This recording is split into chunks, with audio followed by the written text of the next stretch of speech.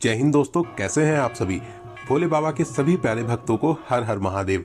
दोस्तों, इस टाइम मैं आया हूं केदारनाथ धाम में भगवान भोलेनाथ के दर्शन करने के लिए। श्री केदारनाथ बाबा के दर्शन करने के लिए लोग देश और विदेश से बड़ी संख्या में इस टाइम केदारनाथ धाम आ रहे हैं। तो दोस्तों, आज के इस खास वीडियो में मैं आपको केदारनाथ की यात्रा और दर्शन की संपूर्ण जानकारी बताने वाला हूं।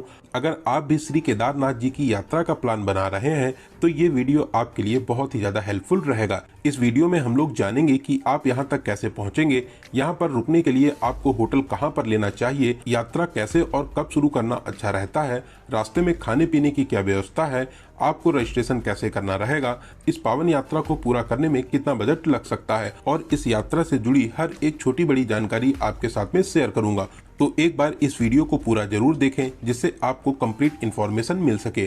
तो चलिए दोस्तों, आज मेरे साथ करिए श्री केदारनाथ जी की पावन यात्रा। तो चलिए शुरू से शुरू करते हैं। हम लोगों की यात्रा शुरू होती है ऋषिकेश से। आप ऋषिकेश से बस, sharing taxi, private car, tour package के माध्यम से आराम से सोनप्रयाग तक आ सकते हैं। सबसे पहले बात करते हैं बस की। बस आपको ऋषिकेश के सरकारी बस स्टैंड से मिल जाएगी। दोस्तों, आप अपने शहर से ऋषिकेश तक बाई ट्रेन बड़े आराम से आ सकते हैं। आप कोशिश करिए कि ऋषिकेश शाम 4 से 5 बजे तक आ जाइए और तुरंत ही सोनप्रयाग वाली बस की बुकिंग कर लीजिए, क्योंकि ज्यादा भीड़ भाड़ होने पर आपको सीट मिलना मुश्किल हो जाती है। इसलिए आप सबसे पहले अपनी सोनप्रयाग वाली बस की बुकिंग कर लीजिए। इस 205 किलोमीटर दूरी के लिए आपसे 500 रुपये का चार्ज करते हैं। बस आपको सुबह 3:30 बजे, 4 बजे, 4:30 बजे, 5 बजे और लास्ट बस आपको 8 बजे तक मिलती है। आप 4:30 बजे या 5 बजे वाली बस की बुकिंग करिए, जिससे आप आराम से सोनप्रयाग टाइम से पहुंच जाएं। अगर आप शेयरिंग टैक्सी से जाना चाहते हैं तो टैक्सी भी आपको बस स्टैंड के सामने से ही मिल जाती है। इसमें 1200 से 1500 रुपए का चार्ज करते हैं। वहीं आप अगर प्राइवेट टैक्सी करके जाना चाहते हैं, बस स्टैंड के पास में ही टैक्सी स्टैंड बना हुआ है, जिसमें आपसे आने जाने का 12,000 रुपए चार्ज करते हैं। वहीं आप अगर सिर्फ सोनप्रयाग तक जाना ही चाहते हैं तो इसके लिए आपसे 6,000 से 7,000 रुपए लिए जाते हैं। वहीं दोस्तों, अगर आप टूर पैकेज के माध्यम से अपनी यात्रा को पूरा करना चाहते हैं तो टूर पैकेज वाले आपसे 18,000 से 22,000 रुपए तक का चार्ज करते हैं और इसमें 2 दिनों तक के लिए होटल भी इंक्लूड रहता है। आप चाहें तो टूर पैकेज से चले जाइए या आप चाहें तो बस के माध्यम से भी बहुत ही आराम से सोनप्रयाग तक पहुंच सकते हैं। अगर दोस्तों आप अपनी खुद की कार से यहाँ तक जाना चाहते हैं तो यहाँ तक के लिए ये भी एक अच्छा तरीका रहता है। और अगर आप इस यात्रा को बाइक या स्कूटी के माध्यम से पूरा करना चाहते हैं तो आपको ऋषिकेश बस स्टैंड के पास में बहुत से एजेंट वाले मिल जाएंगे। आप उनसे स्कूटी या बाइक रेंट पे ले सकते हैं। स्कूटी के रेंट की बात करें तो 800 से 1,000 रुपए पर डे के हिसाब से आपको स्कूटी मिल जाती है। पेट्रोल इसमें अलग से डलाना रहता है। वहीं दोस्तों, अगर आप बुलेट लेना चाहते हैं तो 1500 रुपए तक में आपको एक दिन के लिए बुलेट भी मिल जाएगी। आप अपने टूर प्लान के हिसाब से उतने दिनों के लिए बाइक रेंट पे ले सकते हैं। अगर आप हरिद्वार से यात्रा को शुरू करना चाहते हैं तो आप टूर पैकेज या ऑनलाइन बस की बुकिंग करके ही हरिद्वार से जा सकते हैं। बहुत से बस एजेंट ऑनलाइन बस की बुकिंग करते हैं जिसमें आपसे 900 से 1,000 रुपए का चार्ज करते हैं। लेकिन अगर आप सरकारी बस से यात्रा करना चाहते हैं तो आपको अपनी यात्रा को ऋषिकेश से ही शुरू करना चाहिए। दोस्तों, ऋषिकेश बस स्टैंड के सामने बहुत से होटल बने हुए हैं। आप यहाँ पर रुक सकते हैं। यहाँ पर होटल की रेट की बात करें तो 500 से स्टार्टिंग हो जाती है। 800 और 1,000 में आपको बहुत ही अच्छा सा 4 बेड का रूम मिल जाएगा। यहाँ पर रूम लेने से आप सुबह 4 बजे बहुत ही आराम से बस स्टैंड तक पहुँच सकते हैं। तो चलिए, सुबह 4:30 बजे वाली बस से हम लोग अपनी यात्रा को शुरू करते हैं।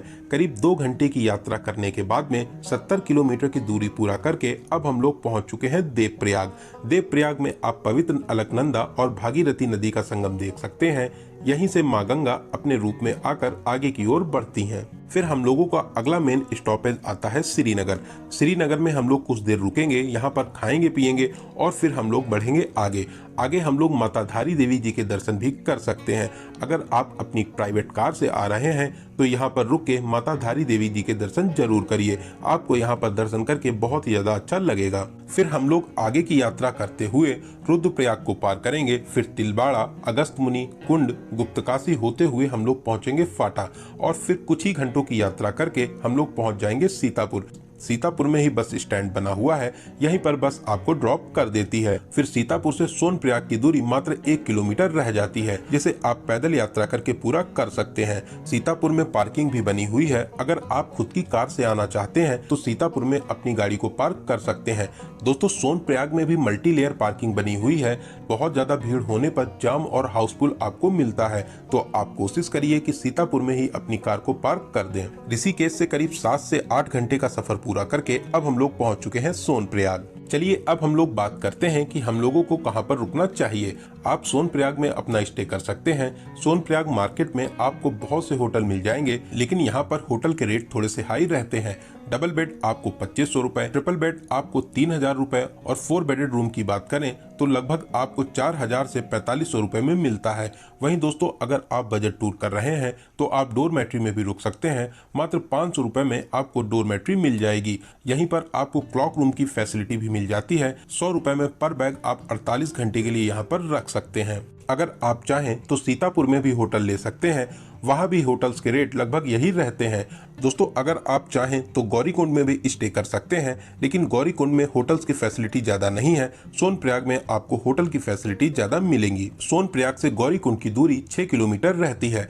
आगे यहाँ तक कैसे पहुँचेंगे इसकी भी पूरी जानकारी आपको बताऊंगा। दोस्तों सोनप्रयाग में होटल लेने के बाद में रात में हम लोग अपने होटल में आराम करेंगे और सुबह 3 बजे सबसे पहले हम लोग लाइन में लग जाएंगे। और आप जितना लेट होते जाएंगे उतनी ही लंबी लाइन में आपको लगना रहेगा, तो आप कोशिश करिए कि सुबह 3 से 4 बजे उठकर लाइन में लग जाइए। दोस्तों सोनप्रयाग से गौरीकुंड तक बुलेरो चलती है, आप इस बुलेरो की हेल्प से गौरीकुंड तक पहुंच सकते हैं। इसमें आपको 50 रुपए पर पर्सन का चार्ज देना रहता है। अगर आप जल्दी लाइन में लग जाते हैं तो बहुत ही जल्दी आपको बुलेरो मिल जाएगी, वरना आपको 3 से 4 घंटे भी लग सकते हैं। बुलेरो की यात्रा करके आप आराम से गौरीकुंड तक पहुंच सकते हैं। दोस्तों आप सोनप्रयाग से गौरीकुंड तक घोड़े के माध्यम से भी जा सकते हैं। इस 5 किलोमीटर की दूरी के लिए आपसे 1000 रुपए का चार्ज करते हैं।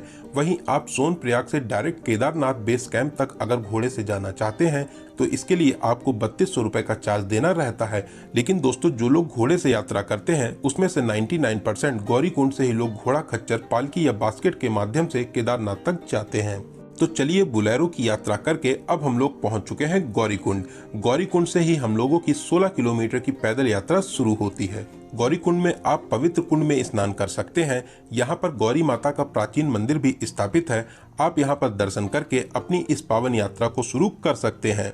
गौरीकुंड मेन मार्केट को पार करते हुए 500 मीटर आगे चलने पर घोड़ा पड़ाव आता है। यहाँ से आप घोड़ा खच्चर, पालकी, बास्केट लेकर केदारनाथ तक पहुँच सकते हैं। घोड़े वाले आपसे 2950 रुपए का चार्ज करते हैं, जो सरकारी रेट रहते हैं। इसकी आपको पर्ची भी दी जाती है। पालकी वाले आने जाने का 12 से 15 हजार रुपए तक चार्ज करते हैं। वहीं जाने जाने की बात करें करीब 7 से 8 हजार रुपए का चार्ज करते हैं। बास्केट में आपसे वेट के हिसाब से चार्ज करते हैं। बास्केट को यहाँ पर कंडी भी कहा जाता है। अगर आपका नॉर्मल वेट 50 से 60 किलो है तो इसमें आपसे 5000 से 6000 रुपए का चार्ज करते हैं। वहीं अगर आपका ज्यादा वजन है, आपके वजन के हिसाब से आपसे 7000, 8000 या 9000 रुपए तक लेते हैं। दोस्तों हम लोग इस पावन यात्रा को पैदल ही शुरू करेंगे। शानदार नज़ारे और प्यारे प्यारे झरनों को देखते हुए लगभग 4 किलोमीटर की पैदल यात्रा पूरा करके हम लोग आ चुके हैं अपने पहले बड़े स्टॉपेज जंगल चट्टी पर। दोस्तों यहाँ पर बहुत ही ज्यादा भीड़ भाड़ होती है। एक ही रास्ता है, उसी रास्ते से घोड़े खच्चर, पालकी और बास्केट वाले भी चलते हैं। साथ ही साथ पैदल यात्री भी इसी रास्ता से यात्रा करते हैं। तो मेरी आपको यही एडवाइस रहेगी कि आप घोड़े खच्चर से बचकर चलें, क्योंकि ये लोग सिर्फ खुद से मतलब रखते हैं। यात्रियों को क्या प्रॉब्लम हो रही है ये लोग उसका बिल्कुल भी ध्यान नहीं देते हैं।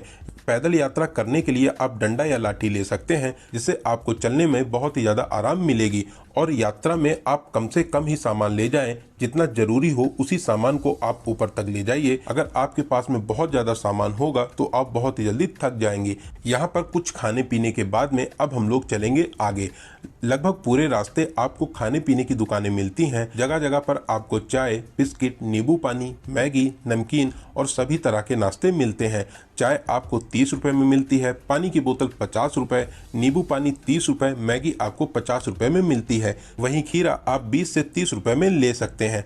लगभग 1.5 किलोमीटर की और पैदल यात्रा करके अब हम लोग पहुंच चुके हैं भीमबली। यहाँ पर आपको खाने पीने के ज्यादा ऑप्शन मिलेंगे। यहाँ पर आप 50 रुपए में राजमा चावल खा सकते हैं, 60 रुपए में आपको आलू का पराठा मिल जाएगा, 40 रुपए में आप दाल चावल खा सकते हैं और भी बहुत सी चीजें आप खा पी सकते हैं।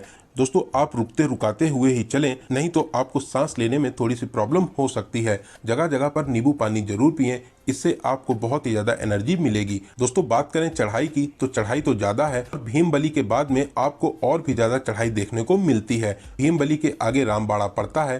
पहले रामबाड़ा ही केदारनाथ का बेस कैंप हुआ करता था, लेकिन 2013 की महाआपदा में ये रामबाड़ा पूरी तरह से तबाह हो गया था। आप इसके निशान आज भी देख सकते हैं। मेरी महादेव से यही कामना है कि भविष्य में ऐसी आपदा फिर कभी ना आए।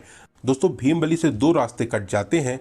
एक में चढ़ाई कम है, लेकिन इसकी डिस्टेंस 1 किलोमीटर ज़्यादा पड़ती है। वहीं जो रास्ता सीधे गया हुआ है, इस पे आपको चढ़ाई थोड़ी सी ज़्यादा मिलेगी, लेकिन ये रास्ता 1 किलोमीटर कम है। दोनों ही मार्गों से आपको मंदाकिनी नदी को पार करके पुल के माध्यम से दूसरी ओर आ जाना रहता है। लगभग गौरीकुंड से 9 किलोमीटर की यात्रा को पूरा करके अब हम लोग पहुंच चुके हैं छोटी लिंचोली।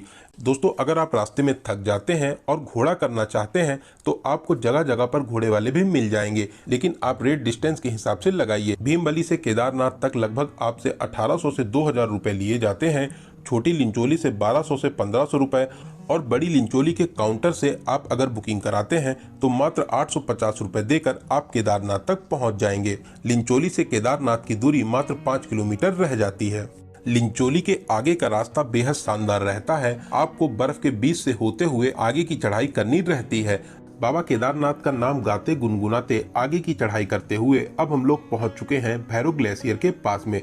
अभी कुछ दिन पहले ये ग्लेशियर नीचे आ गया था, जिससे 2-3 दिन की यात्रा प्रभावित हुई थी। इसी ग्लेशियर के ऊपर से होते हुए आगे की यात्रा करके अब हम लोग आ चुके हैं बेस कैंप से मात्र 1.5 से 2 किलोमीटर की दूरी पर। बहुत ही शानदार नज़ारों से भरा हुआ बर्फ के बीच से होते हुए अब हम लोग पहुंच चुके हैं केदारनाथ बेस कैंप के पास में। यहाँ से केदारनाथ मंदिर मात्र 1 किलोमीटर रह जाता है। घोड़े खच्चर पालकी वाले आपको यहीं पे ड्रॉप कर देते हैं। दोस्तों आप आराम से रुकते रुकाते हुए खाते पीते हुए लगभग 10 से 12 घंटे में यहाँ तक पहुँच सकते हैं। चलिए अब हम लोग बात करते हैं कि यहाँ पर रुकने की क्या क्या व्यवस्था रहती है। आपको यहाँ पर बहुत से टेंट मिल जाएंगे, जिसमें आपसे 500 रुपए का चार्ज करते हैं।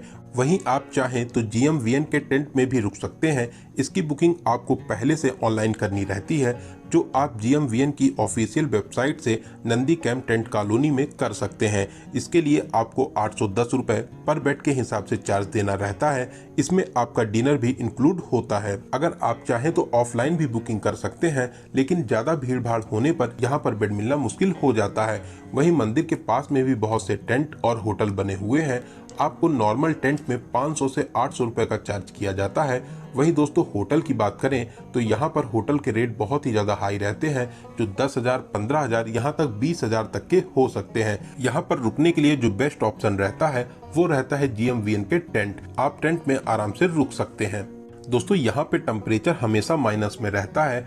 यहाँ पर आपको गर्म पानी मिलना बहुत ही मुश्किल रहता है, लेकिन कहीं कहीं पर आपको टेंट में 100 रुपए पर बाल्टी के हिसाब से गर्म पानी मिल भी जाता है। दोस्तों मंदिर से 500 मीटर पहले ही हेलीपैड बना हुआ है। अगर आप हेलीकॉप्टर से यात्रा करना चाहते हैं तो आप IRCTC के ऐप से बुकिंग कर सकते हैं, या आप heliyatra.irctc.co.in की वेबसाइट से ऑनलाइन बुकिंग कर सकते हैं। दोस्तों आप यहाँ पहले से ही बुकिंग करके आएं, क्योंकि ऑफलाइन टिकट मिलना बहुत ही ज़्यादा मुश्किल रहता है। बहुत से एजेंट आपसे यहाँ पर 10,000, 20,000, 30,000 रुपए मांगते हैं कि आपकी ऑफलाइन बुकिंग करा देंगे, लेकिन दोस्तों आप अपनी रिस्क पर ही इनको पैसे दें। मेरी आपको यह एडवाइस रहेगी, आप किसी को भी एक भी रुपए ना दीजिएगा, वरना आपके पैसे डूब जाएंगे। गुप्त काशी से केदारनाथ बेस कैंप तक 3,870 रुपए, आने और जाने दोनों साइड के लिए 7,740 रुपए का टिकट पड़ता है। फाटा से 2,750 रुपए और दोनों साइड का 5,500 रुपए लिया जाता है।